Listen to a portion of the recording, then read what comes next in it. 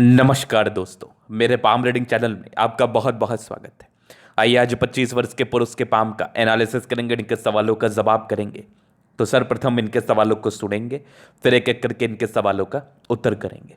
उससे पहले अगर आप लोगों ने अभी तक हमारे चैनल को सब्सक्राइब नहीं किया है तो कृपया करके चैनल को सब्सक्राइब कर ले, बेल आइकन को प्रेस कर दे ताकि लेटेस्ट नोटिफिकेशन आपको मिल जाए।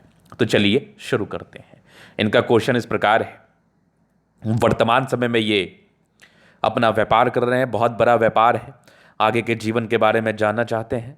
हथेली पर क्या अच्छी खराब अवस्था बनी है, इन सारे महत्वपूर्ण विषय पर जानना है।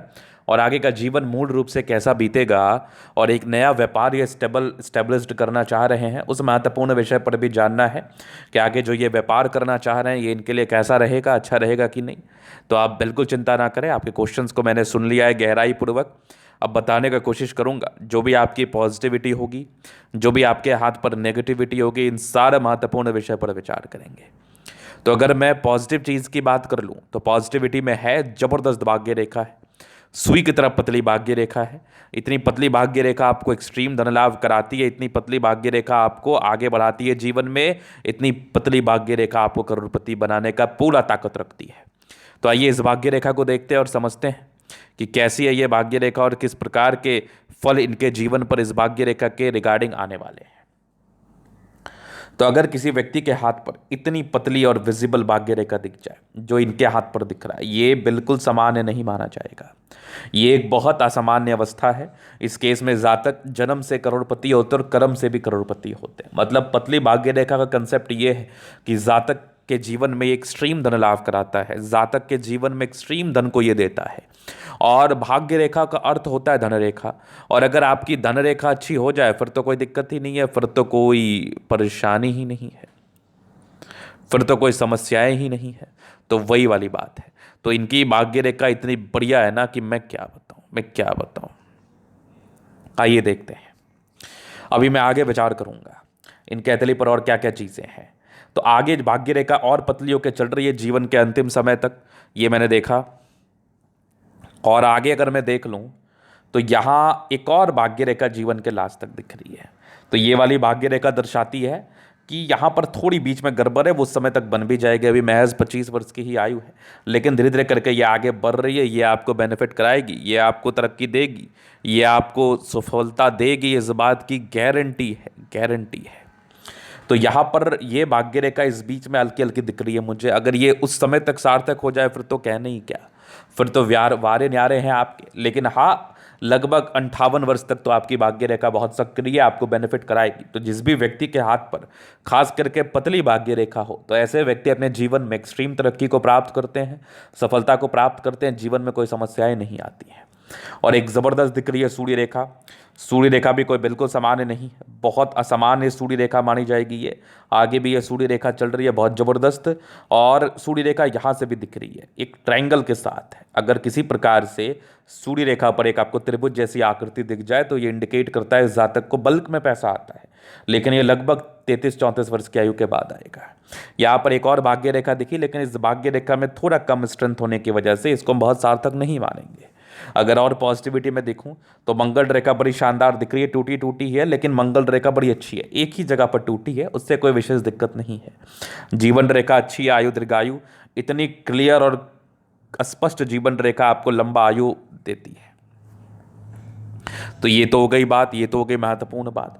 आगे अगर मैं देख लूं तो कुछ आपके राहु रेखा है, ये नेगेटिव है, मैं बताऊंगा इसके विषय में।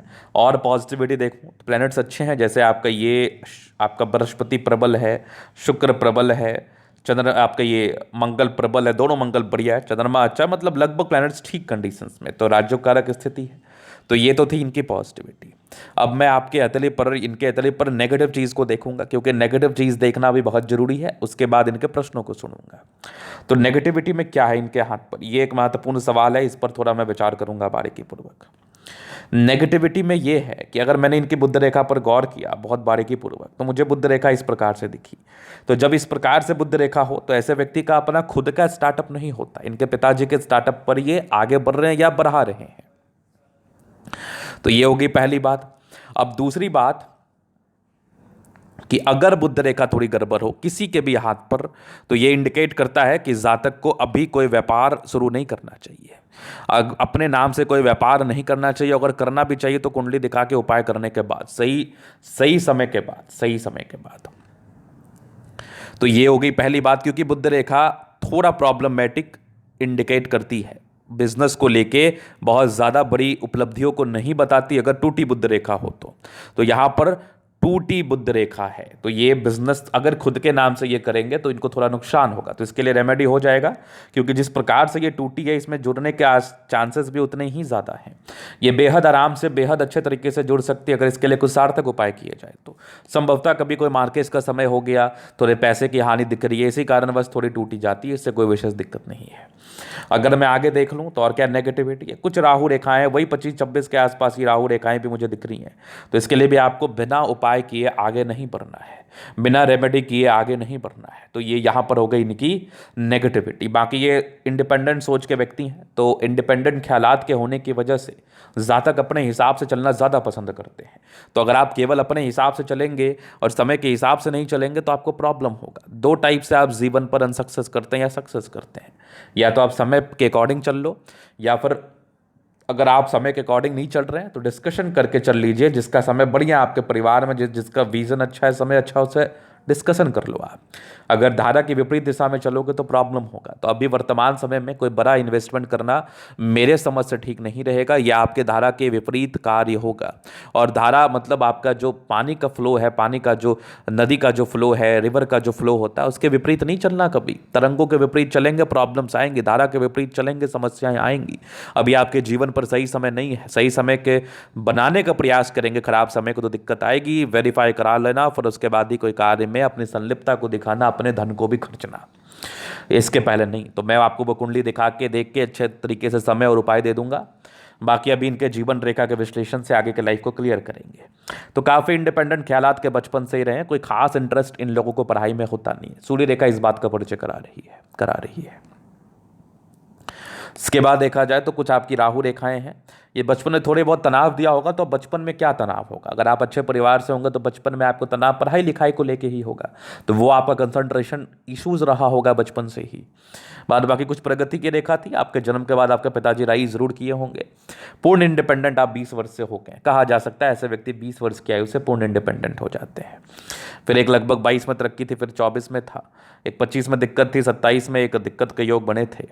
यही कुछ दिक्कत चल रही है, 24 से 26 के बीच में दिक्कत है।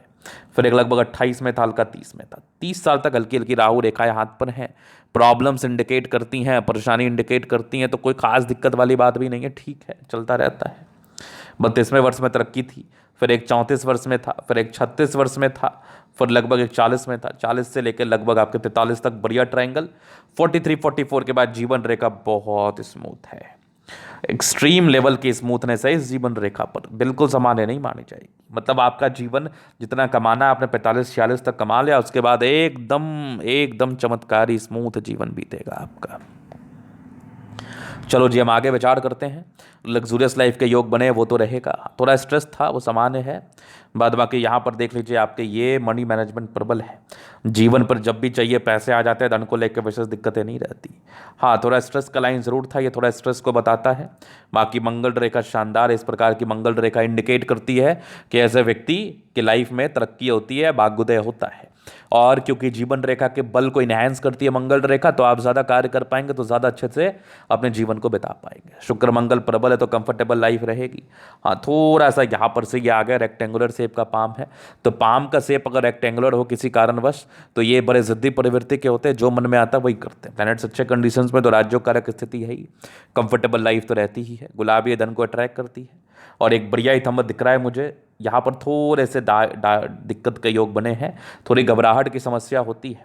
बाद बाकी यवा आकृति जो भी सपोर्ट की आवश्यकता पड़ेगा मिल जाएगा। डिजायर्स के अच्छे लाइन्स है, तो महात्माकांक्षी तो हैं ही आप। बढ़िया थंब है, तो इस केस में व्यक्तित्व तो बहुत शानदार होता है। समझदारी के लूप काफ़ी अच्छी समझदार है, फिंगर पर कली रेखा इंडिकेट कर रही है, दिल के बड़े अच्छे व्यक्ति हैं। ये पहला फिंगर ऊपर है तो ईगो हर्ट की प्रॉब्लम होती है, ऐसे व्यक्ति किसी का बर्दाश्त नहीं कर सकते, एक सबसे बड़ी प्रॉब्लम होती है, इनको बर्दाश्त करने की इनमें क्षमता नहीं है। ये लोग अपने हिसाब से चलते हैं, अपने हिसाब से कार्य करते हैं, बर्दाश्त करने की बहुत इच्छा नहीं रहती है।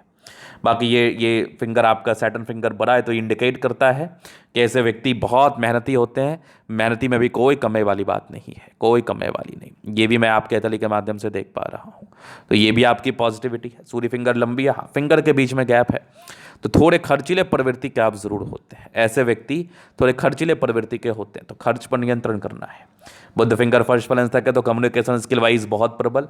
फिंगर लंबे खड़े हैं तो अच्छी क्रिएटिविटी, अच्छी समझदारी डेफिनेटली होती है। अगर मैं आगे देखूं तो बृहस्पति प्रबल है, वैल्यू मान सम्मान मिलेगा। थोड़े से लाइन्स है तो ये थोड़े परोपकारी रेखाओं को बताती हैं, सबके लिए करना चाहते हैं। बृहस्पति वैल्यू मान सम्मान को दिखाती है। माइंड रेखा अच्छे, दिमाग के तेज हैं, हाँ सामान्य भावुकता मुझे दिख रही है। आगे हृदय रेखा भी ठीक है, विष्णु योग का फॉर्मेशन है, रूटीन को फॉलो करने वाले हैं, बैलेंस काफ़ी अच्छा, दिल दिमाग के बहुत तंदुरुस्त हैं। यहाँ से दबाव है तो काफ़ी मेहनती। जीवन के अंतिम समय तक भाग्य रेखा दिख रही है, इस बीच में थोड़ा गड़बड़ है तो चलो ठीक है, ये बन जाएगी, हल्की हल्की दिख भी रही है। लाइन ऑफ एजुकेशन अच्छा है, समझदार है। सूर्य रेखा बेहतर स्थिति में है, 35 के बाद ज़्यादा अच्छा फल देगी। भाग्य रेखा 36 के बाद भी बेहतर ही रही है। हाँ ये एक ट्रायंगल है, 36 के बाद प्रॉपर्टी का सुख को बता रही है। हाँ थोड़े स्ट्रेस के लाइन जरूर थे, बाकी आगे की भाग्य रेखा भी बेहतर है। बुध पे घड़ी रेखा है, दिमाग तेज है। सूर्य बुध अच्छा, अच्छे परिवार से, मंगल दोनों ठीक है। अपर मार्च थोड़ा दबा हुआ है तो पतले दुबले होते हैं ऐसे व्यक्ति। बाकी 28 वर्ष के बाद वेट ये गेन करेंगे क्योंकि अंदरूनी मार्च बहुत बढ़िया है।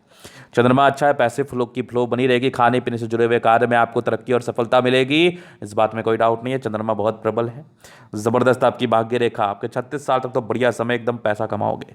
बुध रेखा थोड़ी और सार्थक हो जाए फिर तो मजा ही आ जाएगा, बता दूंगा क्या करना है। तो ये था इन कतली का पूर्णता विश्लेषण। अगर आपको हमारा ये वीडियो पसंद है लाइक कर दे, कमेंट करके सब्सक्राइब कर दे। अगर आप व्यक्तिगत रूप से मेरे शास्त्र रेखा दिखाना चाहते हैं, सही जानकारी पाना चाहते हैं, हमारा व्हाट्सअप नंबर डिस्क्रिप्शन में मिल जाएगा, लेके आप संपर्क कर सकते हैं। धन्यवाद।